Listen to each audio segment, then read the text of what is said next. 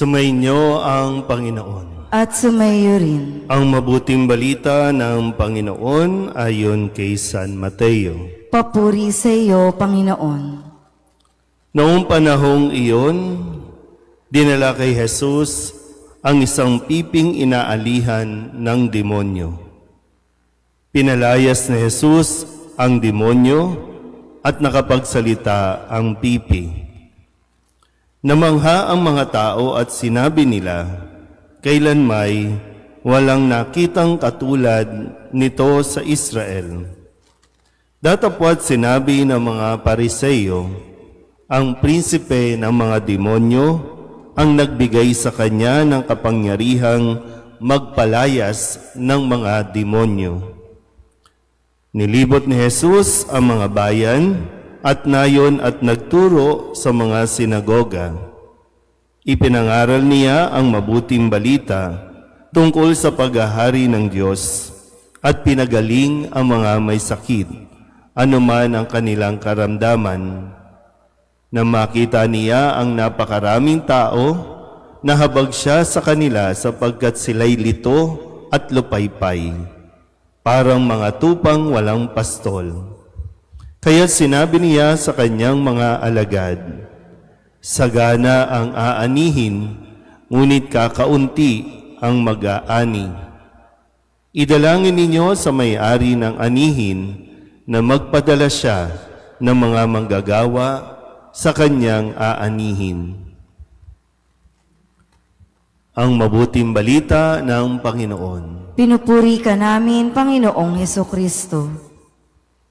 Isang magandang umaga po sa inyong lahat. Magandang umaga po. Ngayon po ay Martes ng ika-14 na linggo sa karaniwang panahon.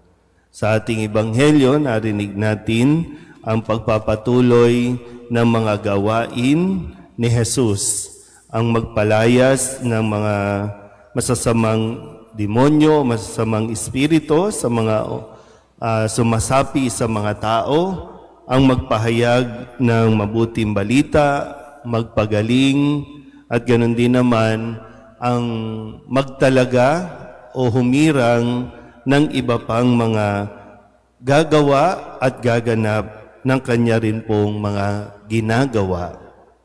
Pero dito po sa katotohanan, sa kanya pong mga ginagawang mabubuti, magaganda, mga pagtulong, mayroon laging dalawang comments.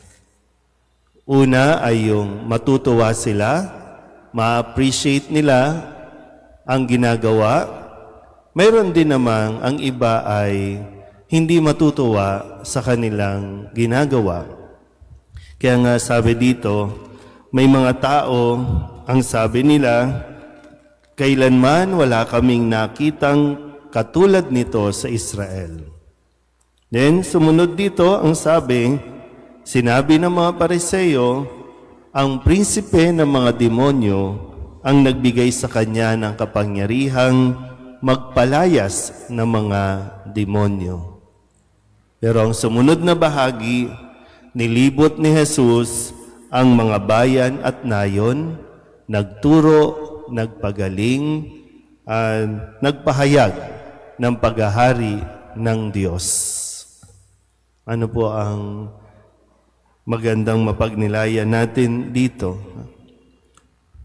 Una ay dapat malinaw sa atin kung ano at kung bakit natin ginagawa ang mga ginagawa natin, lalong-lalo na ang pagtulong sa kapwa. Malinaw ba talaga sa atin na talagang ito ay pagtugon natin sa panawagan ng Diyos? Kasi yung katotohanan po, gaya ng sinasabi ko kanina, ay kung paanong naranasan ni Jesus na makatanggap ng mga comments, no? Hindi siya nagpa-apekto dito. Maganda man o pangit ang sabihin tungkol sa Kanya, wala ito para sa Kanya. Dahil nga malinaw na ito ay ginagawa niya bilang pagtugon sa Diyos. So hindi ididepende doon sa magugustuhan ba ito ng tao o hindi. Kasi sa ngayon, no, sa panahon natin, kung saan mayroon din tayong mga tinatawag na mga netizens, bukod sa senior citizens, bukod sa iba't ibang citizenship, mayroon tayong bagong netizens na talagang wala namang alam, hindi nakikita yung simula ng iyong ginagawa, pero meron silang sasabihin at sasabihin sa iyo. At isa ito sa mga pinanggagalingan din ng problema ng tao. Isa ito sa pinanggagalingan ng depression ng tao.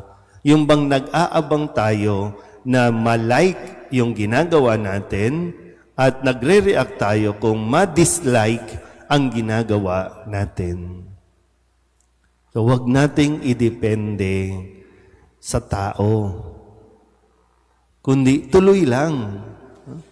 Kaya nga sabi ko, malinaw ba talaga sa iyo kung bakit mo ginagawa ang mga bagay na ginagawa mo ngayon? Kasi kung para lang mapuri ka ng tao, mali yun. Hindi makakabuti sa iyo. Hindi makakabuti sa goal, sa mission mo. Hindi makakabuti kahit sa mentality mo. Di ba? Kaya nga nagkakaroon ng mga mental illness dahil lagi tayong nakapokus dito. Kung may sabihin sa iyong mabuti ang tao, okay lang. Pero huwag kang masyadong magstay doon. Lalong-lalo na kung mayroong sabihin sa iyo ang tao na hindi maganda, deadmahin mo lang. Tuloy ka lang sa iyong pagtulong, tuloy ka lang sa ginagawa mo. Basta ito yung alam mo na itinuturo ni Kristo. Ito yung alam mo na ayon sa mga aral ni Kristo. Palakpakan ka man ng tao o batuhin ka man ng tao, wala dapat yan sa iyong isipan. Kasi kung ganyan ng ganyan, hindi mo rin matatapos ang iyong misyon. Mapipigilan ka, mahihinto ka. Kung hindi ka man madala sa ospital, madadala ka sa mental hospital. Dahil sa kakaisip mo na dapat kang magustuhan at kakaisip mo sa mga taong hindi ka talaga nagugustuhan at hindi natutuwa sa iyong ginagawa. Amen?